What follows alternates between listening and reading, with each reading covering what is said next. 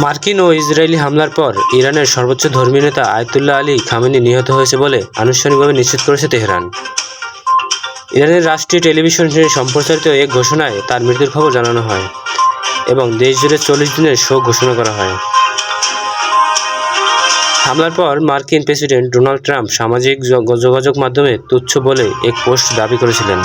Khamenei মারা গিয়েছিল এবং এটি ইরানের জনগণের জন্য দেশ পুনরুত্থানের সুযোগ। অন্যদিকে ইসরায়েলের এক জ্যেষ্ঠ কর্মকর্তা দাবি করেন খামেনির মরদেহ খুঁজে পাওয়া গিয়েছে, তবে সে সময় তেহরানের থেকে এ দাবি অস্বীকার করা হয়েছিল।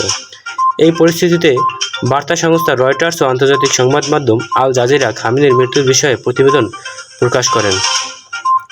তবে ইরান সরকার যুক্তরাষ্ট্র ও ইসরায়েলের দাবি নাকচ করে জানান খামেনি জীবিত আছেন এবং যুদ্ধ পরিস্থিতিতে নেতৃত্ব দিচ্ছেন।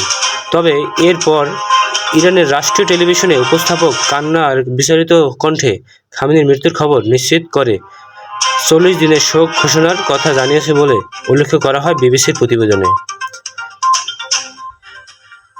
ইরানের সর্বোচ্চ ধর্মীয় নেতার শাসন ব্যবস্থা চালু হয় 1979 সালে ইসলাম বিপ্লবের পর থেকে। এক বিপ্লবের মাধ্যমে ইরানের রেজা শাহ পাহলভির রাজতন্ত্রের উৎখাত করা হয়।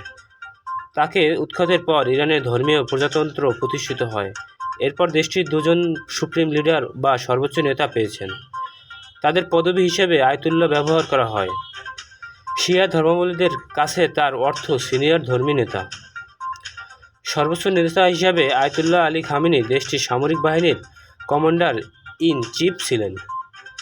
তার মৃত্যুর ঘটনায় মধ্যপ্রাচ্যের রাজনৈতিক ও সামরিক পরিস্থিতিতে বড় প্রভাব পড়তে পারে বলে বিশ্লেষকদের ধারণা।